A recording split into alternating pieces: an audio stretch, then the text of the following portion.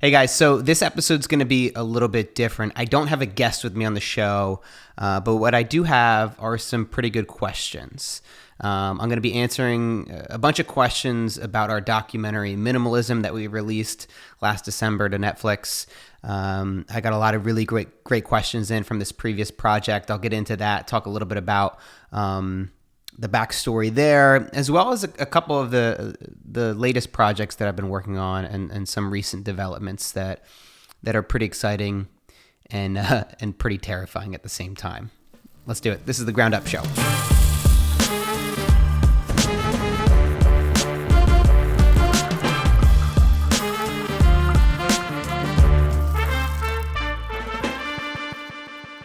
Alrighty, so welcome back to the Ground Up Show, where normally I interview guests about how they got started from the ground up, kind of some of their struggles and their tips that they would give people just getting started out, or people who are maybe at a point of transition. I myself right now, I'm actually at a point of transition that's pretty it's pretty scary. It's terrifying. It's not pretty at all, to be honest. So, I've been doing client work where I've been working one-on-one with some pretty amazing companies for a long time now. And minimalism was the first real project that I devoted myself to outside of that. I had gotten a little bit of success through the client work. And to me, success meant paying rent, not living at home with my parents, being able to pay down some of my debt. These were some of my parameters for what success meant. And I got to this point and it was great, but I knew I wanted to contribute more. I knew I wanted to step outside of my comfort zone again and do something even bigger. So that came in the form of a feature-length documentary. This was back in 2010. Joshua Fields Milburn from theminimalist.com. He actually started out as a client, and then within 6 months, he shot me an email, and the subject line simply said idea, and the email detailed this project that he wanted to start about this movement of minimalism and interview people who've been affected by this simple living movement, and I said, hell yes. There was no doubt in my mind this is a project, and these were people that I wanted to collaborate with to bring it to life. So, and actually, a side note there, pretty interesting. I was looking back at this whole experience and why I got caught up with it, how I got caught up with it in the first place, and I made a bucket list, and it was big life goals, things that I wanted to accomplish before I died. I think you guys know what a bucket list is.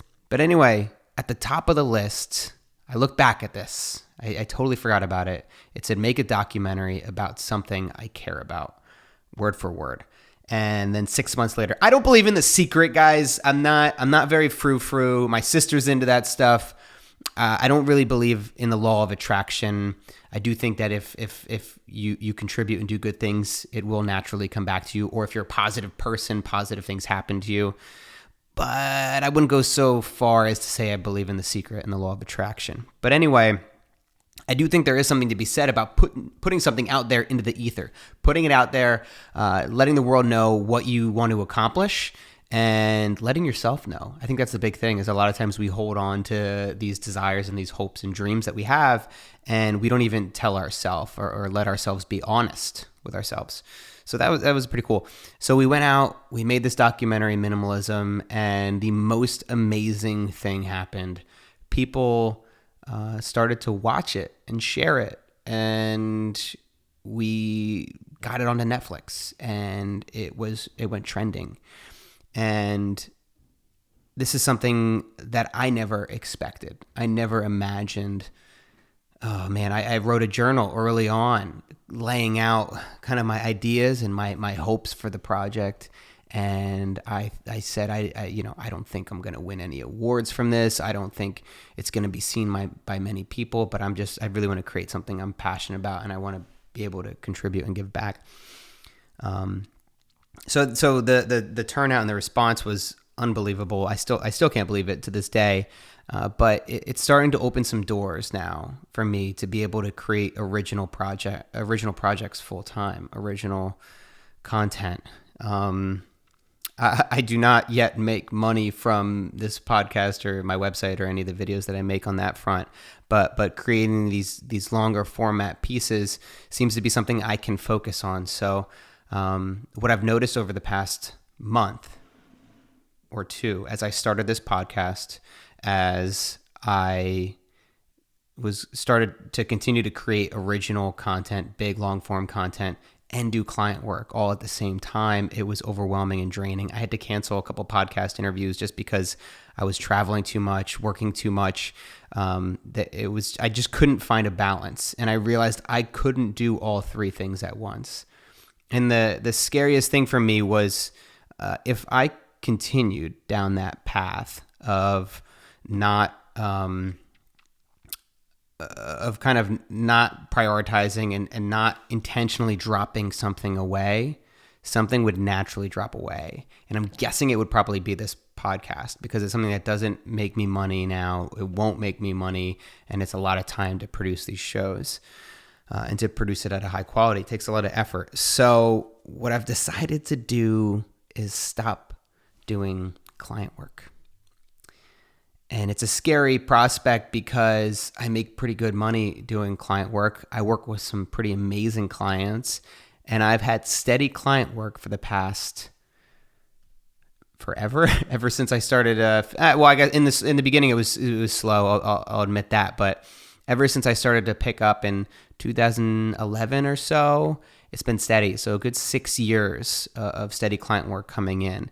And the biggest fear that any freelance filmmaker will tell you is that you're just afraid the work's going to stop coming in. And it does sometimes. Sometimes you have a month lull, 2 month lull, but it always tends to trickle back. But now, today, for the first time, I reached out to a client and I told him that I'm no longer going to be accepting client work into the foreseeable future, because I believe in this podcast. I'm excited about it. And I'm also excited about the original content that I'm creating. I've got a new project with Josh and Ryan from The Minimalists.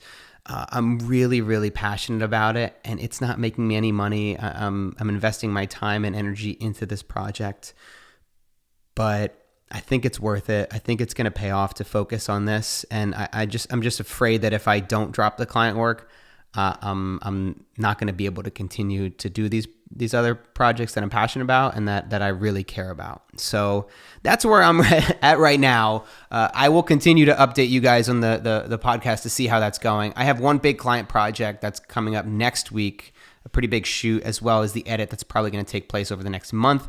And then after that, I'm going to be just cutting all client work off.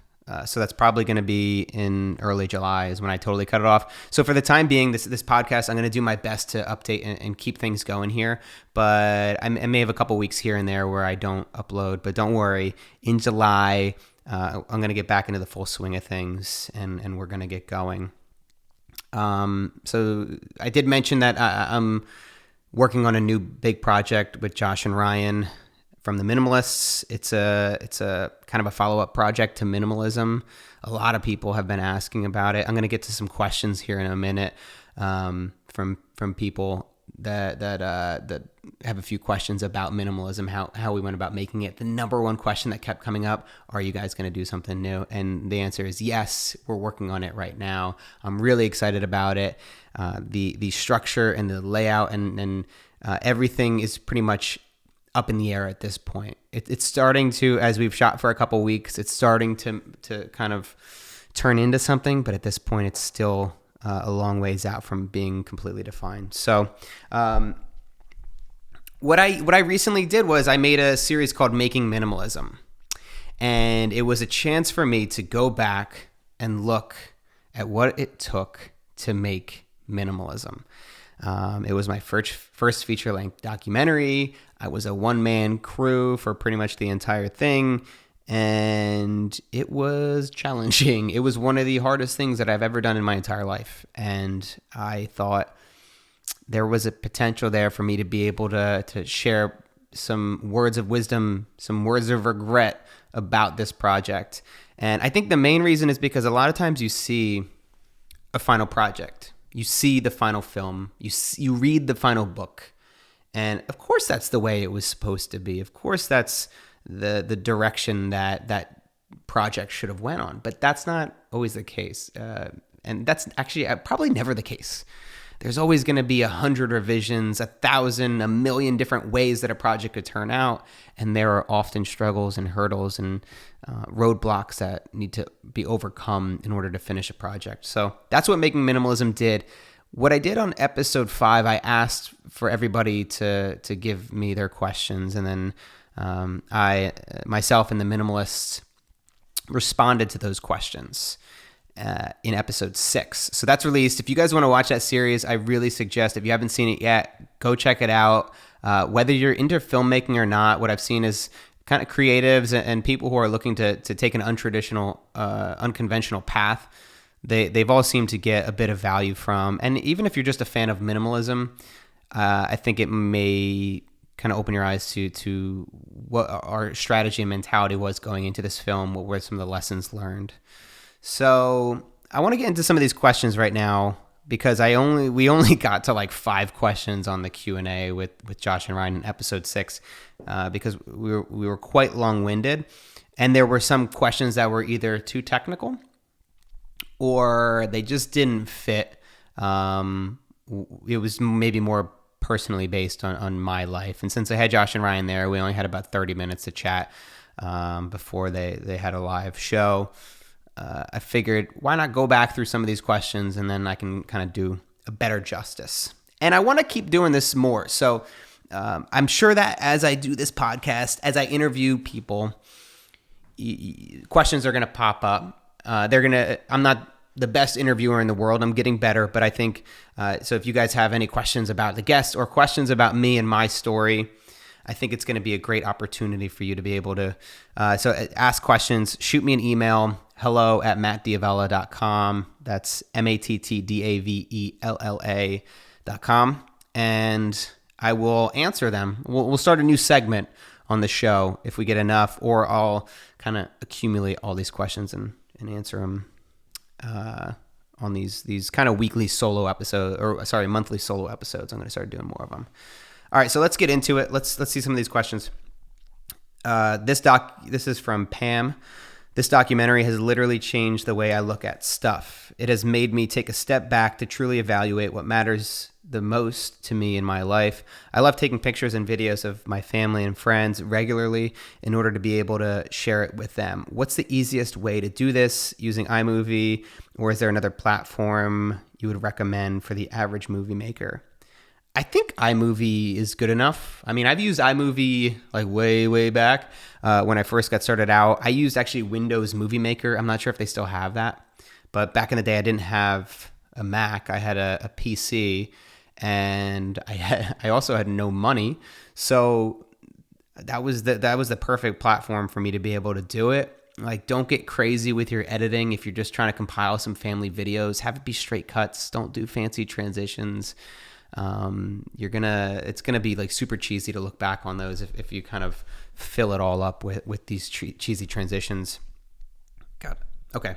And so yeah, but I think the main thing to think about is that you do want to curate this stuff. I think the one problem that we face right now is that people aren't as thoughtful about the stuff that they share online because it's so easy to do it. So you upload 300 photos from your vacation, but nobody gives a shit. Nobody cares about, they don't want to look at every single photo that you took on the trip, like the duplicates, the alternate shots that you got of the same exact baguette. Nobody cares.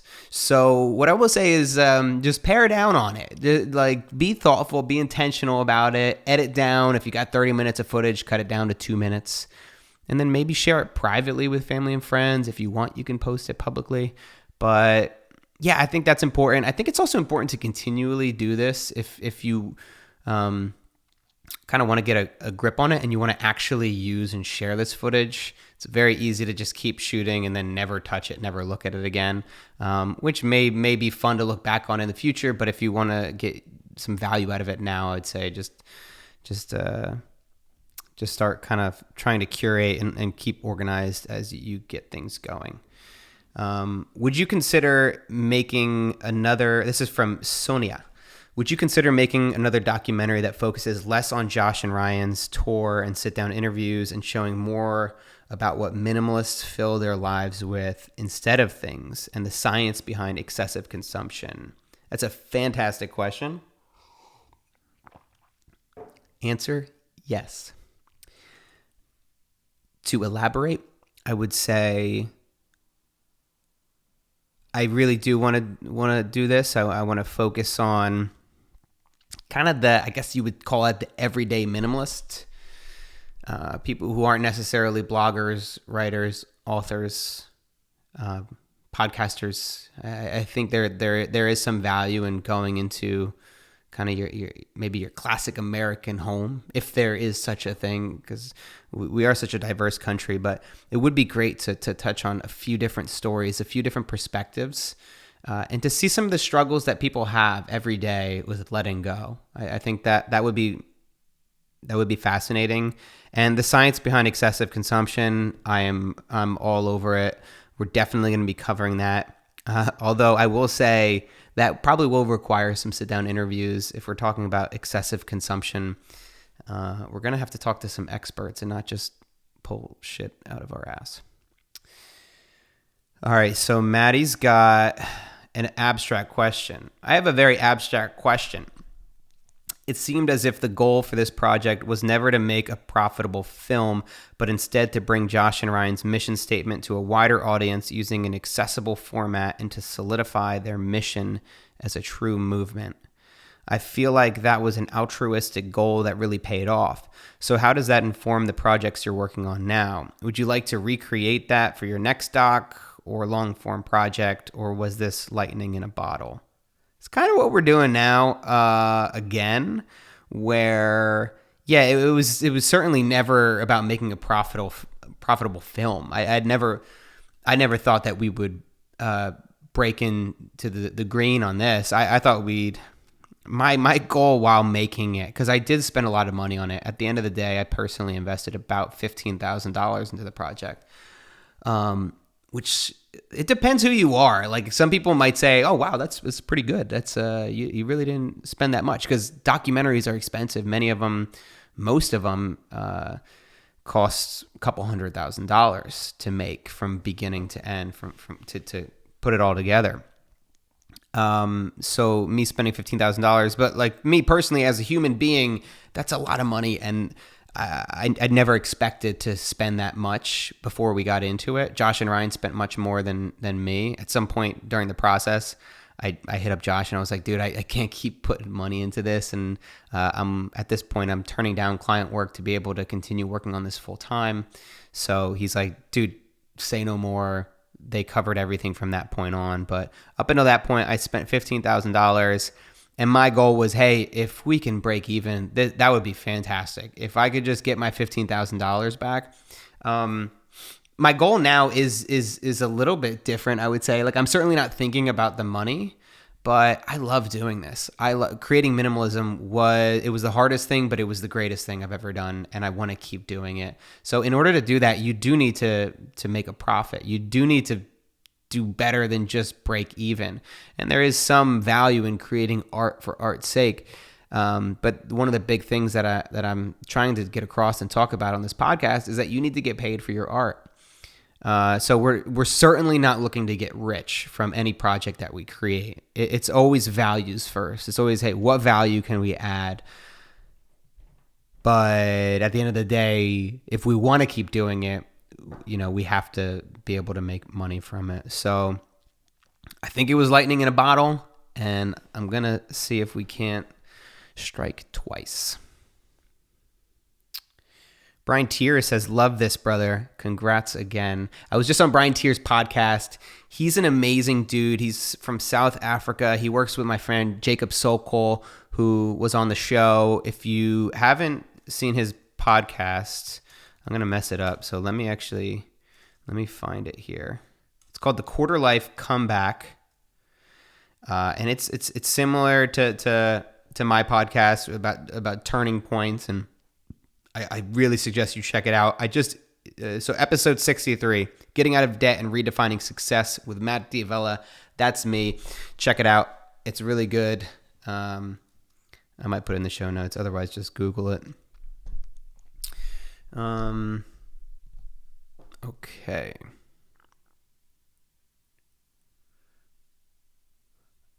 This is amazing. Kim Thon Tren Nugent. Is that Gian? I'm not good with that. So this is crazy. I have never posted a comment on YouTube, but after watching your film and the behind the scenes footage, I was so moved that I had to say something. Your film and the message of minimalism really resonated with me and made me reevaluate my life choices so that I can live a more intentionally, deliberately, and most of all, meaningfully life, I guess. So here's a big thank you to you, Josh, and Ryan, and the entire team. I will be spreading the minimalism bug to all my family and friends. That wasn't a question. I think I'm just bragging that I got this person to make their first YouTube comment. So that's very cool. There are some more questions, just kind of going through. Thank you so much for sharing with us the process of shooting this incredible film. Not only the documentary inspired me, but also the web series, as I'm studying to be a filmmaker as well. I love editing and would like to know, which software did you use to make the film? Oh, and I'm recommending this documentary to all my friends in Brazil, and they are loving it. Thank you. That is fantastic. That's really cool. Thank you so much, Lumintunes1. I edited this on Final Cut Pro 10. Are you still there? If you're an editor, a lot of people give shit for me for using Final Cut Pro 10. They give shit for everybody for using it, but it's not about the tool, man. It doesn't matter. That plays a very small role in this whole thing. There certainly are, I will say, some difficulties in compressing and exporting out the final product to get it color graded externally, and to if you're hiring somebody to color grade it, if you're hiring somebody to do audio on it, that can be a little bit challenging, but there are workarounds, there's plugins. But yeah, Final Cut Pro 10 doesn't matter. It's like whatever you're a wizard at. If you're just incredible at a certain application, then go with that. You don't need to relearn it. It's going to take more effort. It's going to take you longer to do. So I learned Final Cut 10. I think from my experience, it's very quick in editing footage. I can kind of zip through even like large red raw files that I can't do in Adobe Premiere. Maybe I'm not using Adobe right, but anyway, I think it doesn't really matter. You can make do with either one. I'm being defensive now. All right.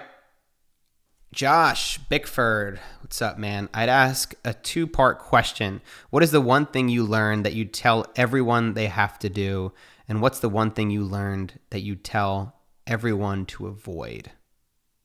That's a really, really good question. That's the best one yet.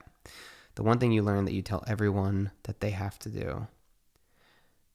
Find a partner, and not just any partner, but a partner that has the same values and is trying to get the same thing out of a project as you, but can provide a different skill set.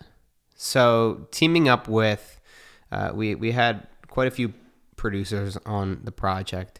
It was myself, Josh, Ryan from theminimalist.com, Jeff, Marla, and Dave from Spire.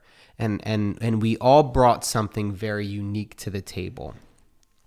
I was the only filmmaker on board, really. Like Jeff, Marla, and Dave dabble in some filmmaking, but I was really the only full-time professional filmmaker that came on for this project. And but I gotta say, like, yes, I could have shot everything, I could have edited everything. I mean, I did do everything by myself. But there is so much that I couldn't have done that made this film a success. Not only that, having other partners motivated me. It pushed me forward. It kept me focused on completing this project and getting it done on time. If it was just by myself, it would have been a fraction of I think it would have made a fraction of the impact, and it wouldn't have been a very good film if I just did it by myself. What's the one thing that you would avoid? Man, like, you got to avoid that voice in your head that's telling you that you suck. And this voice is incessant and it won't stop. And throughout a project, you're going to keep getting that.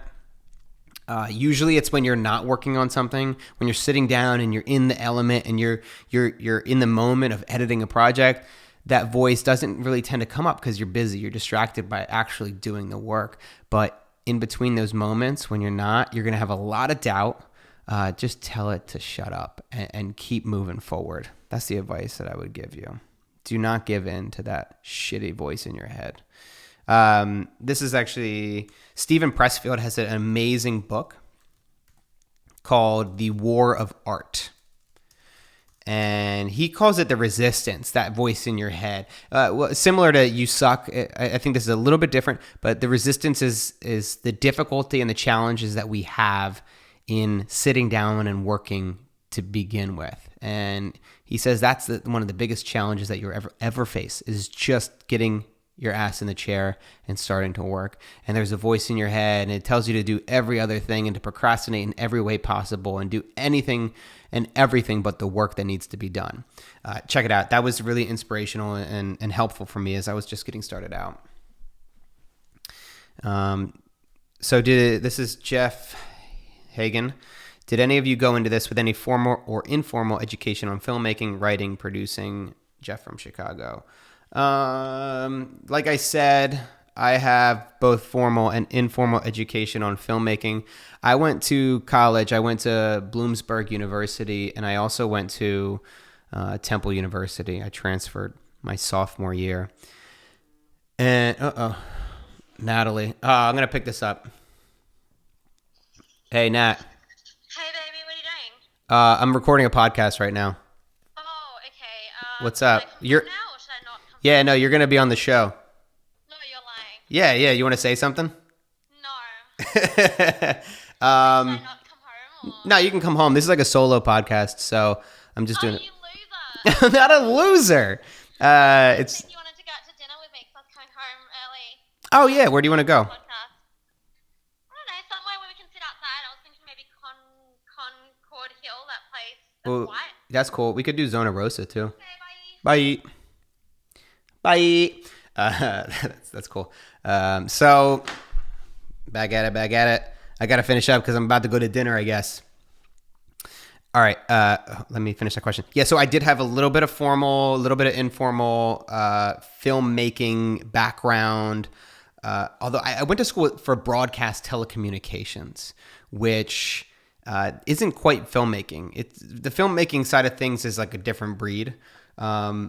No writing, no producing, training. The one thing I will say is you can't rely on your syllabus to educate you about how to be a filmmaker. You have to just do it yourself. You have to, outside of class, whether you're borrowing a camera from the school or you're renting a camera, using a friend's, dude, there's no excuse. Everybody can get a camera. You can use an iPhone. You can buy a used camera from 5 years ago. That's what I started out with. So there's no excuses. Get out there, just start making stuff and focus on what you really care about in the beginning, especially if you're doing work for free. Jason has like 10 questions. I'm going to try to get through that. I'm going to rapid fire. Hi, Matt, fellow filmmaker here. I love the Minimalism doc and the story behind making it just as much. I'm at a cross section in my career and would love to hear your perspective on these questions. Was documentary the path you always saw yourself pursuing, or have you wanted to make narrative content, and how was the Minimalism documentary affected your career? I originally wanted to get into sketch comedy. I originally wanted to be on camera doing sketch comedy, and then, eventually doing like a TV show for a network. That was like the dream back when I was in college. And then documentary just kind of happened. I did a documentary on stand-up comedy in college, like a 15-minute doc. And then that was really the beginning for me in terms of the doc stuff. But then I also started to get paid for it. So I was like, let's focus on this. This is cool. People are paying me to make videos. Minimalism has affected my career massively. And the main thing, which I talked about earlier in this episode, is the fact that I'm going to be going full-time and creating original content, which we'll see how it works out. This is the making of process. What was your role throughout the interview process? Some of them I was there to interview. Some of them I was there to film and capture everything on the camera. When I was doing the interview, I was doing both. I was the only person there. Like when we were down in DC, it was literally just myself. I set up the camera next to me, and then I would let them know that as I'm asking them questions, I may peek and make sure that it's still in focus and all this stuff. There's some things that you can do technically speaking from the camera that will allow you to be able to do both, so you can be sure that everything's in focus. How did you get personal, emotional content from people? You can't force it. You have to let the conversations naturally play out. I did see something with Morgan Spurlock recently that was pretty interesting. He's like, say if you're going to interview somebody and they happen to have cancer, and that's part of the story, is about how they're overcoming it and the struggles that they're going through. You're going to have to talk about some sensitive and difficult topics. Don't jump right into it. Lead into it slowly, and then from there you can start to talk to and just, I think, just be human. You're having a conversation with a person because there's a camera there. You can ask questions in a different way. You can go a little bit deeper than you might normally. And this is the same thing I experienced with this podcast. But like you just got to be a human and really care about what the person's talking about. Don't be a news reporter that's trying to get somebody to cry on camera, because that's going to lead to more ratings. Be human. That's what I say. What part of the film's outline did you plan ahead of with the team, if at all? I talk about this in Making Minimalism, episode 1. I planned out quite a bit, didn't use 99% of it. I'm doing that now for this new project. I'm planning out quite a bit. I have a feeling I'm going to use it, but it didn't work out last time. We'll see if my experience has taught me anything about how to plan going into these shoots. What are the pros and cons of doing a documentary run and gun minimalism style versus big budget with a crew? That's a very good question. The pros of doing run and gun is that the budget will always stay small. If I'm not getting paid to shoot any of it, so your budget's not going to accumulate with extra days of filming. And if you screw something up, it's not a major loss. If you have a big budget and you're paying a crew $5,000 to $10,000 for the day, holy shit, that is terrifying. If you mess up, if you don't get the shot you need, you just wasted $10,000. That's the one thing that I would say. It's certainly way more stressful in terms of the big budget stuff, but you're going to get such better, more beautifully created content with a big budget crew. You're going to be able to really shape the look of it. You're going to be able to do much more, but there certainly is a trade-off because there's only so much you can do as one person. I adore the road shots with the road carving, such symmetry. Thanks for doing this, Matt, and for the opportunity to ask questions. I've one. Did you shoot in 4K? I've shot one interview in full HD, wishing I'd done it in 4K so I could reframe. That's pretty much the gist of the question. No, we shot this in 1080p, and I am so glad that we did because we still ended up with about 5 or 6 terabytes of footage. Though, and what I will say, I also reframed. Reframing is when you're kind of like zooming in, or say if like you realize that the frame was a little bit tilted, you can kind of pull it in and push it so it looks more square and symmetrical. I still do that with 1080p footage. It's not a problem. Nobody noticed. And this current project, I'm actually shooting with like partly the red and 4K on the Sony FS7. So we're trying to step it up this time and make it even more beautiful and really focus on the quality. But so like it's crazy. We already shot 3 terabytes of footage in 2 weeks. So we'll see how that goes. I just got a 16 terabyte hard drive. This is a big discussion we're having right now is like, are we going to be able to have enough space? or do we need 100 terabytes to be able to create this full project, which would cost over $10,000? I don't think we have the money to do it, but we'll see. Sharon says, okay, she said, how have your lives changed since releasing Minimalism? Like I said that a couple times so far in this episode, but now that I'm focusing on original content, it's changed quite a bit.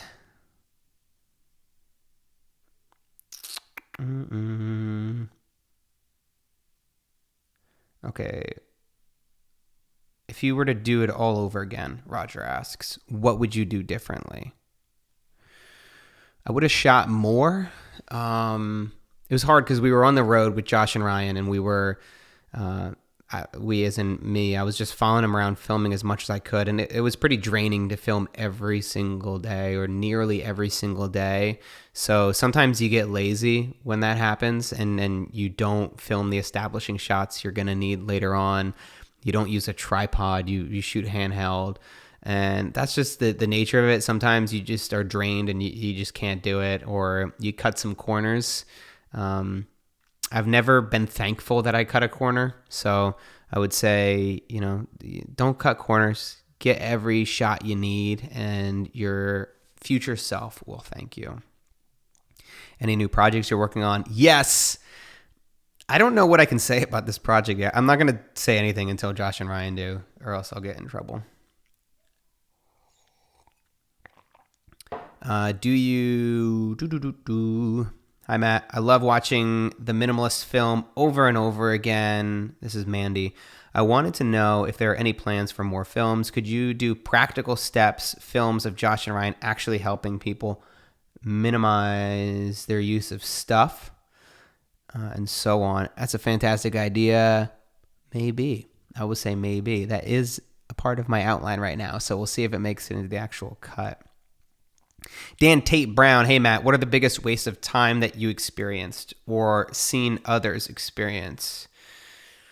Oh, it's so easy to get caught up in the tiny little details and to focus on smoothing the audio out and kind of getting every little sound effect from the very beginning. But I would say in the beginning, think big picture, think story, think what information am I giving the viewer? What questions are they asking? And how does that then take them to the next scene? And are you answering questions along the way? So kind of at the end of each scene, there should almost be a question there that's like, well, they talk about the American dream.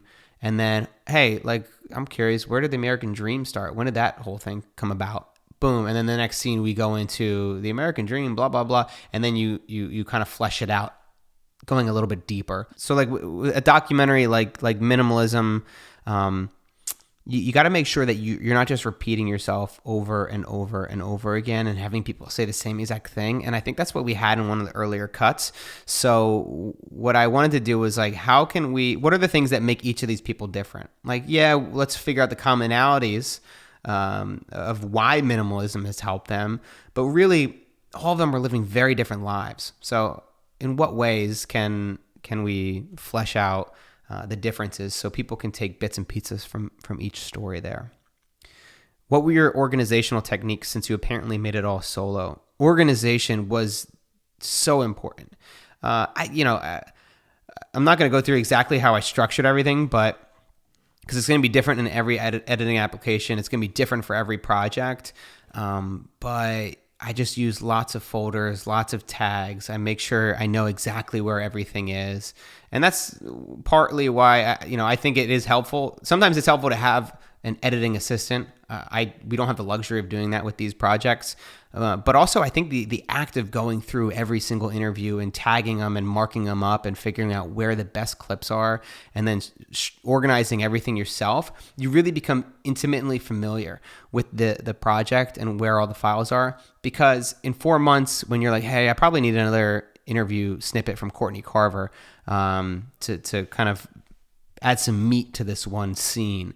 Okay, boom, I go back to Courtney Carver's interview. I'm very familiar with the layout and I know exactly where it is. And I know I've taken notes myself on the interview. So boom, I can pop it right back in and it's quite easy. personal question: what advice would you give to an aspiring filmmaker? Technical question: why the Canon C300? Aspiring documentary filmmaker.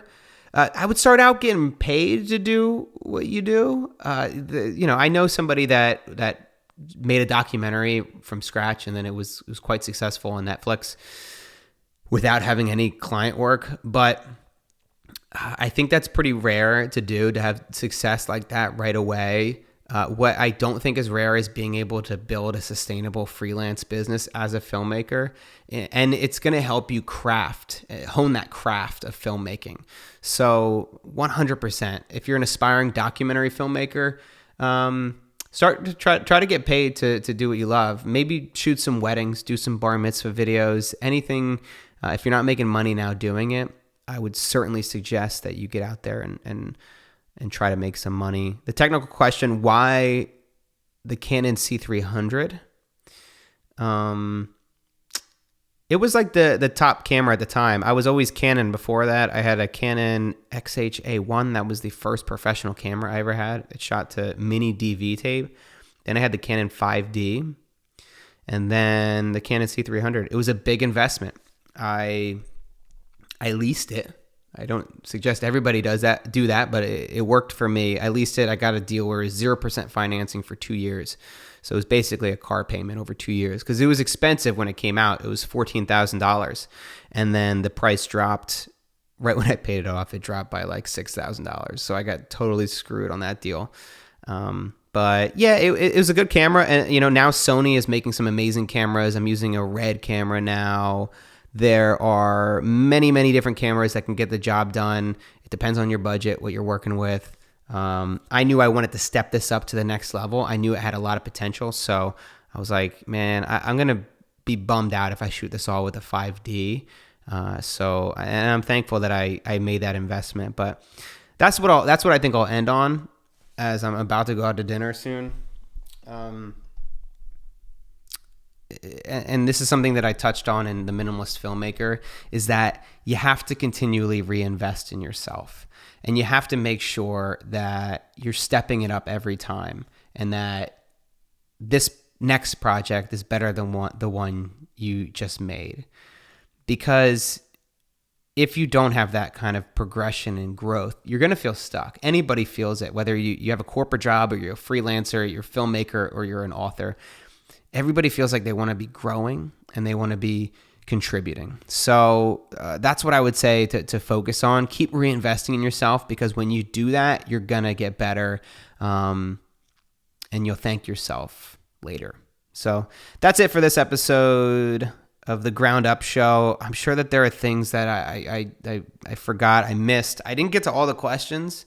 I wish I could have done more, but you know what? Let's try this again. So, if you guys could send me questions, send them to hello@mattdiavella.com. I'd love to hear from you, whether it's just saying hello, or if you have a question you want me to answer on the podcast, I would love to do it. Thank you guys, and we'll see you next time. Thanks for tuning in to The Ground Up Show. I'm giving away access to 2 hours worth of extended interviews to anyone who reviews The Ground Up Show on iTunes. These interviews with the producers of Minimalism give a never-before-seen look at how he created the film from nothing. Simply send a screenshot of your review to hello@mattdiavella.com, and I'll send you the private links to watch the interviews. Thanks for watching.